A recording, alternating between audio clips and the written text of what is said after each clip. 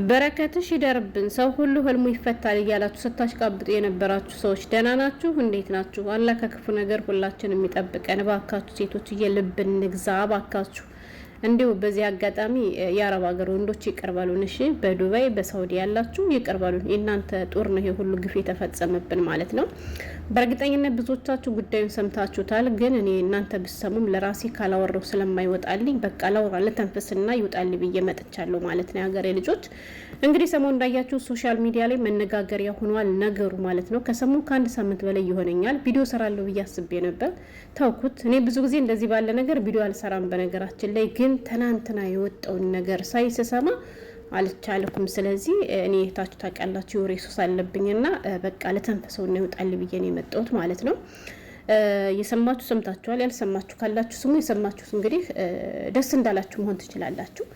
እና ውድ ቤተሰቦች በመጀመሪያ ሴቶችዬ ባካችሁን በሶሻል ሚዲያ ወንድ አትተዋወቁ። እውነቴን ነው የምላችሁ። ሌላኛው ደግሞ በሶሻል ሚዲያ ወንድ ተዋውቃችሁ እሱ ቤተሰቦችን ሳያስተዋውቃችሁ እናንተ ቤተሰቦቻችሁን አሳልፋችሁ አትስጡ። የቤተሰቦቻችሁን ገመና ባካችሁን አሳልፋችሁ አትስጡ። ሌላኛው ደግሞ ሴቶችዬ ስሩ፣ ተለወጡ። ከወንድ ምንም ነገር አትጠብቁ። ከወንድ ጥቅም ፈልጋችሁ አትቅረቡ ማለት ነው። አሁን ላይ እውነቴን ነው የምላችሁ አንድ ሰጥቶ ሁለት አድርጎ መቀበል የሚፈልግ ወንድ ነው ያለ እንጂ እውነት ለእናንተ አዝኖ የሚያደርግ ሰው የለም ማለት ነው። እና በዚህች ልጅ የደረሰው ነገር ወላይ በጣም ነው ያሳዘነችኝ ልጅቱ ማለት ነው። ልጅቷ በጣም ነው ያሳዘነችኝ። ለስሙ ጎንደሬ ነች። ሀታ ንግግር እንኳን ማትችል ተናግራ እንኳን ማሳመን የማትችል በጣም ምስኪን ልጅ ጥንባጥንቤ ተጫውቶባት ቀስሟን ስብርብር አድርጓታል ማለት ነው። የሀገሬ ልጆች እንዳልኳችሁ ብዙዎቻችሁ ሰምታችሁታል። እሱ ምንድነው መሰላችሁ ጠርጠር አድርጌ ለማናገር ሞክራለሁ። ይችን ልጅ እኔ ማውቃት ድሮ መዳም ቤት ውስጥ ስትሰራ ነው። ያው በቲክቶክ ስለምጨፍር ነው እኔ ማውቃት ማለት ነው። በቲክቶክ ትመጣልኛለች አያታለሁ። ብስሚላ እና ድሮን የማውቃት ቲክቶክ ላይ መዳም ቤት ሆና ነበር። ከዛ በዚህ አመት ግን ከመዳም ቤት ወጥታ የራሷን የሰራተኛ ክፍል የሚባለውን እሱም ተከራይታ የሆነ ልብሶች ምናምን አንጠልጥላ ከዚያ ላይ ስትቀመጥ ነበር ማለት ነው። እና የሆነ ጊዜ መነጋገሪያ ሆና ነበር። እሱ ምንድነው ፎቶዋን እየለጠፉን ሸቃሎችዬ ማለት ነው። በረከትሽ ይደርብን እንዲሁ ሰው ሁሉ ህልሙ ይፈታል ምናምን እያሉ ሲባል ምንድነው ምን ተገኝቶ ነው ስንል እንዴ ሀብታም ባል እኮ አገባች አውሮፓ ያለው ወንድ ምናምን ነገር እያሉ ሲነጋገሩባት ነበርና ከመዳም ቤት አስወጥቶ የራሷን የመኖሪያ ወረቀት ያሰራላት ሱቅ የከፈተላት እኮ ባሏ ነው። አውሮፓ ሀገር የሚኖር ባል አግብቷል። እኔ ከሁሉ እንዴው አሁን ትዝ ሲለኝ እንደሳኩ ታውቃላችሁ። ቆይ በቃ በኋላ መለስበታለሁ ማለት ነው። እና ይቺ ልጅ ያነ ሰውዬ መሻላ ጥሩ አስጀመራት። ሱቁንም ከፈተላት፣ ቤቱንም ተከራየላት፣ የመኖሪያ ወረቀቷንም አሰራላት ማለት ነው። ከዚያ ግን ያን ነገር ያደረገው የተዋወቁት በቲክቶክ ነው ብላለች። እሱ እውነት ፍቅር ይዞት ወይንም ደግሞ እሷን ለማገዝ ፈልጎ አይደለም። ሰውየው ሲጀመር ሌላ ሀበሻ ሚስት አለችው፣ ልጅም አለው። እንዲሁም ደግሞ አውሮፓን ሀገር ፈረንጅ አግብቶ ከዛችም ሁለት ልጅ እንዳለው ትናንትና ሲነገር ስትሰማ አፏን ያዘች ብታይ ልጅቷ ወላሂ በጣም ነው የተሸማቀቀችው ማለት ነው። ሰውየው በቪዲዮም ሆነ በፎቶ አይወጣም፣ ከካሜራ ጀርባ ሆኖ ግን ቲክቶክ ይጠቀማል ማለት ነው። እና ሰሞኑን እንግዲህ ሳራና ሙኒት በእነሱ በኩል ትንሽዬ አለመግባባት ተፈጠረና ከትንሿ ጋራ ትንሿ የምትባለው ልጅቷ ትክክለኛ ስሟን አላውቃትም፣ የጎንደር ልጅ እንደሆነች ጎርጎራ ስትናገር ሰምቻታለሁ ማለት ነው። እና የሀገሬ ልጆች በእነሱ በኩል ትንሽ አለመግባባት ተፈጠረ። ከዛ እሱ ደግሞ ልክ እንደ ጀግና ወንድ ሚስቴ ማን ነው የሚናገራት ዘራፍ አለ ሲሉ ስለሰማ ነው። በነገራችን ላይ የጎንደር ወንዶች ጀግና ናቸው፣ ለሚስቶቻቸው መከታ ናቸው ሲባሉ ስለሰማ እሱም የዚያ ቤት የተሰማውና ጥንባጥን ቤት የተጫወተባት ሆነ ለመናገር። ከዛ ማን ነው የሚናገርሽ ምናምን ብሎ አፉን ከፈተ። ከዛ በኋላ ብዙ ነገር ተባለ። በሱ ምክንያት እሱ በቪዲዮ ስለማይወጣ እነ ሙኒት የሰደበና ይሄ ሰውዬ ነው ብሎ በምንም ነገር የሌለበትም ምስኪና አንድ ኢትዮጵያ አንድሮ ያቆሻመደውን የፋኖ አባል ነው እሱን አምጥተው ፎቶ ለጠፉና ይሄኔ ትንሹ አባል ይሄኔ የሰደበን ብሎ ርግጥ አደረጉት ማለት ነው። ከዛ እነ ምስኪን ደግሞ እኔ ምንም ነገር የበለለውበት አትስደቡኝ ብሎ እሱም ቪዲዮ ሰራ። ከዛ በኋላ እነ ሳራና ሙኒትም የተሰደበው ሰውዬ ያለ ጥፋቱ እንደሆነ ሲያውቁ ይቅርታ ጠየቁ። ከዛ ጉዳዩን የሰሙ ሰዎች ከትንሿ ጋር እናስታርቃቸው ብለው ፕሮግራም ከመማር ቤት ተያዘ ማለት ነው። ከዛ ሰውየው እንዳትሄጂ አላት። ያን ባል ተብዩ አውሮፓ ሀገር ነው ያለ ባለው የተባለው እንዳትሄጂ አላት። ለካስ እሱ ጉዱ እንዳይወጣበት ስለፈለገ ነበር። እሷ ደግሞ ለምንድን ነው የማልሄደው ትልና ከዛ በፊትም እሷን እያቆሰላት ነበረ ባልየው።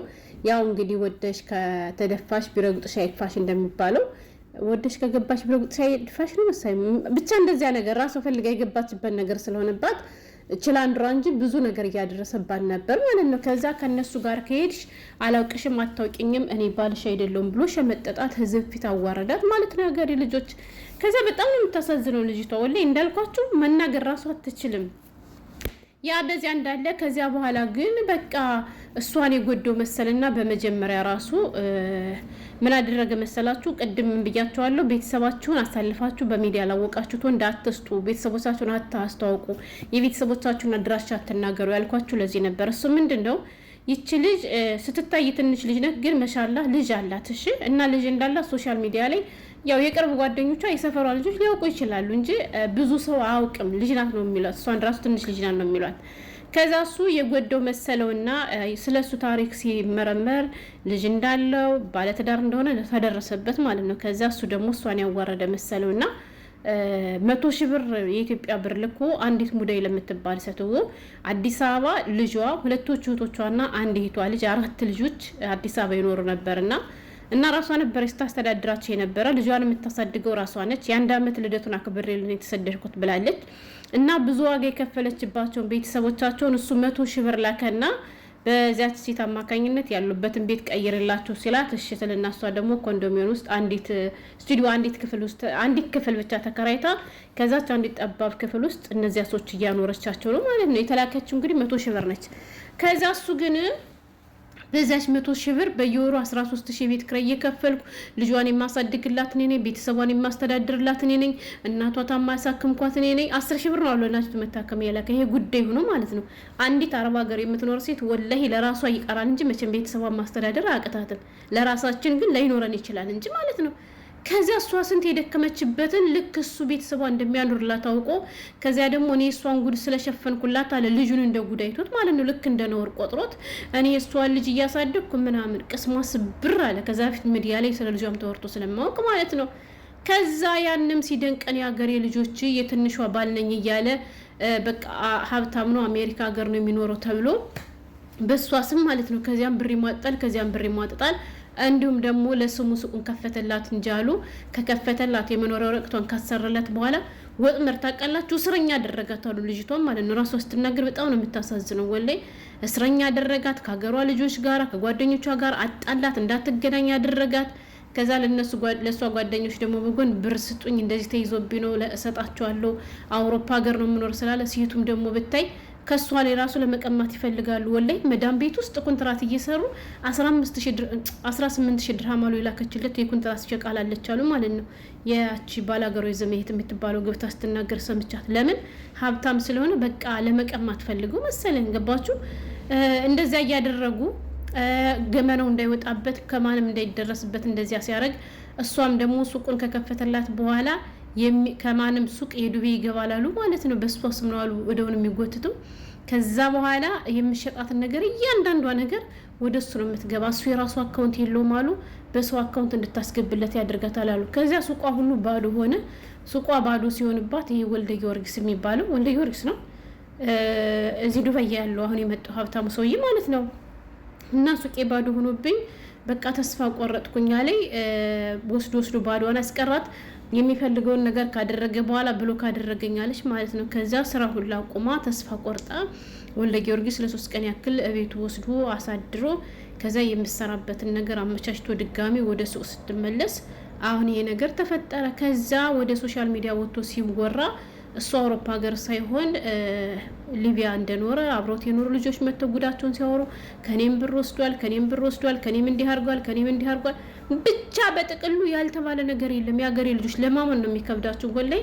እና በጥቅሉ ሴቶች የሶሻል ሚዲያ ላይ ወንድ ይቅርባችሁ። ወንድም ከቀረባችሁ ደግሞ ከሱ ጥቅም አትፈልጉ። ትዳራችሁን ፈልጋችሁ ግቡ። የእናንተንም 5 ሳንቲም አታምሱት፣ ከሱም 5 ሳንቲም አትፈልጉ። ሌላኛው ደግሞ ቤተሰቦቻችሁን አሳልፋችሁ አትስጡ። የቤተሰቦቻችሁን ገመና አሳልፋችሁ አትስጡ። ምንም ይሁን ምንም ቤተሰቦቻችሁን ራሳችሁ እርዱ እንጂ ገና ያላገባችሁት ባላችሁ ቤተሰቦቻችሁ እንዲረዳ አትፍቀዱለት። አሁን የዚችን ልጅ ቤተሰቦች እንደዚህ ያደረገው ለምንድን ነው ሲባል አሁን እገታ ነው። ገባችሁ? እሷን ሊበቀላት ስለፈለገ ቤተሰቦቿን አውቆ የሆነ ነገር ለማድረግ ነው ቦታ ያመቻቸላቸው እየተባለ ነው። እና በጣም ከባድ ነው። አሁን ግን ሰው እንዲጠብቃቸው ተመቻቸላቸው፣ ቦታም እንዲቀየርላቸው ተመቻቸላቸው። እሷ ግን መሀል ሜዳ ላይ ቀረ። ገና ትንሽ ልጅ ነች። ፊቷ ማዲያት በማዲያት ሆኗል። ስለዚህ ከዚህ እንማርተው